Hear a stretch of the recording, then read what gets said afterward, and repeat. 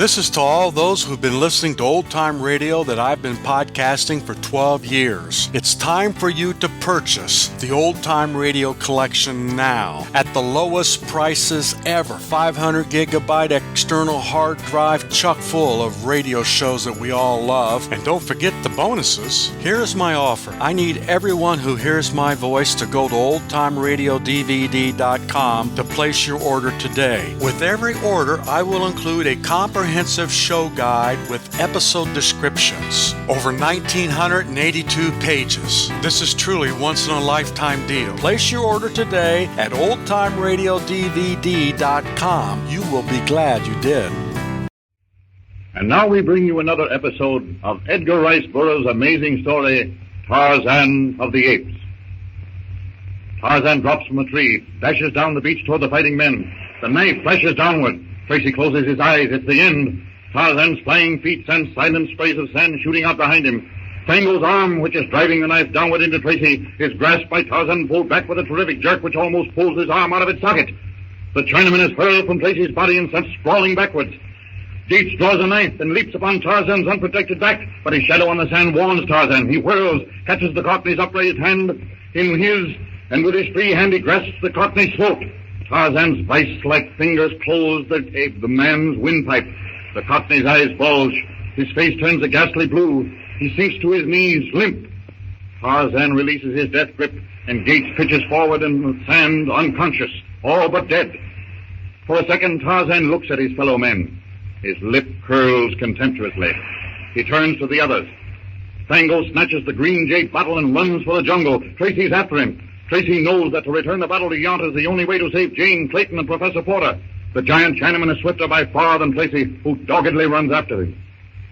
The two men disappear in the rank undergrowth of the jungle. Tarzan, puzzled, watches, and then follows them, leaving the inert Gates lying on the sand. Gaining the jungle, Tarzan leaps into a tree, swings off after the pair. His mind is in a quandary. The copper man and the wizened one are not trying to kill the tall man because they want to eat him. It's because of the green thing he had seen them pick up on the beach. They belong to the same tribe. They came from the same boat, yet two of them had tried to kill the other. It's all very strange, Tarzan thinks, as he speeds through the trees following the trail of the two men. He pauses for a second, standing poised on a branch, and looks down in the thick underbrush below, studying it for a moment. Evidently, the copper man, with eyes like Hista's, had outdistanced the man whose face he liked. The tall man had gone off in one direction in pursuit. It would be better to follow the copper man, the man he did not like, for he had the green thing which he had taken away from the tall man. Tarzan leaps to another branch and is on his way with terrific silent speed of an arboreal ape on the hunt. He comes upon the Chinaman pushing his way through the jungle. He is no longer running, but walking, seemingly a little uncertain of his course. The man is lost. With a suddenness which makes the Chinaman step backward with a cry, Tarzan drops down in front of him. An expression of terror crosses the Oriental's face. But he's no coward. He stands his ground, waiting. The Chinaman is nearly as tall as Tarzan. He's a brute of a man, heavy-muscled, agile. The copper man appraises the bronze giant who stands observing him so curiously. Slowly, hardly perceptibly, the Chinaman's hand creeps to the knife at his belt. Tarzan sees the movement, but is indifferent to it. By the time it'll take the copper man to draw the knife and come close enough to bring it into play, he'll be ready for him. Suddenly, Fango whips the knife from his belt, pulls it back over his head, hurls it with the full force of his tremendous arm. The knife tries striking him in the shoulder. With a triumphant cry, Fango rushes the ape man. Meanwhile, aboard the tramp steamer in the harbor, we find that Jane Porter and her father and William Clayton, locked in the salon, waiting for Tracy to return the jade green bottle, which will save their lives. This waiting is driving me mad. I'll play you a game of Russian bank until Captain Tracy comes back, Mr. Clayton. You know, I've a hunch that Tracy isn't coming back. Nonsense, Clayton. Of course he's coming back. He'll have no alternative. That pirate Yount sent two of his men ashore with him. At the same time, I wish I knew what had happened to Philander. It wouldn't surprise me if he sent those men not to make sure that he would come back, but to make sure he wouldn't. I saw Yont take the Chinaman aside and tell him something. By the nasty look in the beggar's face, I'd say that it didn't look any too well for the captain. As to Philander, he can't be any worse off than we are. You're right. Our own position is none too safe. In fact, it might almost be classed as hazardous. Oh, I hardly think John would dare do away with us. If Captain Tracy finds the chart, we'll probably lose the treasure, if there is a treasure, and then be set ashore in some strange port to make our way back as best we can. Yont would dare anything. With any of us alive, he's in constant danger. However, if he can do away with us, disband the crew and scuttle the ship, he'd be comparatively safe. Naturally, the ship would be reported missing. And after a while, it would be thought one of the tragedies of the sea, where a ship goes down with all hands lost and is never heard of again. Well, you have the most charming imagination, Mr. Clayton. Oh, I don't wish to be alarming, but we might as well face this thing. We're in a beastly hole. On the other hand, Clayton, there's no use congesting our livers by getting into a frenzy about it. No. There's nothing we can do but wait. So let's wait with the minimum of effort. If there were only some way we could barricade ourselves and at least hold them off for a bit. By Jove! What? As long as the ship is at anchor, no one is likely to go near the steering gear. Well? And it's on the deck below this, a filthy hole, but it has a watertight compartment door. It's the last place they would look for us in, and even if they did find us, they'd have the Dickens' own time getting into us. Well, the only trouble with your idea, Mr. Clayton, seems to lie in getting there. And that I don't think is so very difficult. I've been watching our guard. He's a big Negro, a mute. And being a mute, he can't raise an outcry. But this door is locked. We can't... One good jar would burst it open. We'll both throw our weight against it. Once outside, you and Jane make for the steering gear. I'll take care of the Negro. All right. Let's try it. Right. Both together. Now! Run now! I'll get the guard. The sound of the door being burst open carries faintly to the captain's cabin, where Yont is sitting with his right-hand man, Snipes. What was that? I didn't hear nothing, Chief. I thought I heard something. Anyway, I'm going to take every man ashore. And I'm going to find Tracy and that double-crossing cheek and limey if I have to crawl across Africa on my hands and knees. Maybe they're still looking for the green bottle on the beach. Don't be a fool.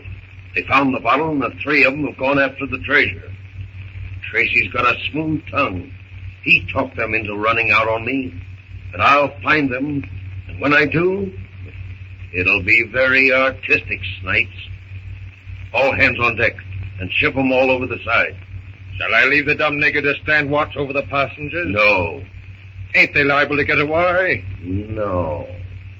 You ain't going to... Yes. We gotta get rid of them sometime. Give me that automatic. And get these men in the boats, while I cancel our passengers' round-trip tickets. Righto. I'll send one of the boats back after you as soon as... This way, Porter. What was that? Hey, look out the port here. What? The guys have busted down the salon. Now, let me see. A fine guard you put over them. Shall I follow them, Chief? No, they're going below. Let's see what their game is. Right, Joe. Come on. Now we return to Tarzan. He tries to lift his arm. There's a shooting pain in his shoulder. If he moves his arm, he'll cut a muscle. The arm is useless until he removes the knife. Fango is upon him, confident that his strength will equal that of Tarzan now that one arm is crippled. Fango snatches up a dead branch, swinging the club around his head, bears down upon Tarzan. Tarzan stands motionless, waiting. Fango wheels the club high, brings it down with tremendous force. With a speed greater than any boxer's, Tarzan sidesteps. The club barely misses him. Tarzan's good arm shoots out, catches the Chinaman around the waist. With a mighty jerk, sends Fango spinning, the club flying from his hand. Before he falls, Tarzan is upon him. Running low like a football player, Tarzan strikes Fango with his good leg just above the knees. Chinaman falls over Tarzan's back. At the same time, Tarzan stands up, grabbing the Chinaman's foot. Fango hangs over Tarzan's shoulder like a sack of meal, holding the Chinaman's ankle in an armed grasp. Tarzan starts to revolve. Faster, faster. Fango swings out wide in an arc. Tarzan, with superhuman strength, clings to his ankle as he turns faster, faster. Tarzan is swinging Fango around with a hand as an athlete to swing a hammer. Leaning back farther and farther, turning faster and faster. Suddenly, Tarzan lets go. Fango flies through the air with a flash of fire. Fango crumbles at the base of the tree, stunned. He struggles to his feet, wavers. There's fear in his eyes. Fear for this man whose strength is that of the great apes. Tarzan is upon him before he can run. Tango picks up a huge rock, raises it high over his head with both hands, and hurls it at Tarzan. The rock flies directly at Tarzan's head. Tarzan ducks. It misses him by a fraction of an inch. On Tarzan comes. Tango turns to run. It's too late. The ape-man's charging body strikes him, drives him against a small tree. Tarzan's good arm wraps about the Chinaman in the tree. The great muscles in his arm tense. Slowly, as he crushes the murderous, writhing Tango against the tree. The great muscles in Tarzan's neck, shoulder, and arm knot and swell as he exerts his terrific strength. Tarzan releases his hold. The Chinaman slumps to the ground. Tarzan gives no further attention to the dead man. Slowly, carefully, he removes the knife sticking from his shoulder. The pain makes his jaw muscles bulge. The knife comes out easily, and to his surprise, he can now move his arm. The wound is minor but painful. Tarzan selects leaves from a nearby shrub, and with them treats the open wound.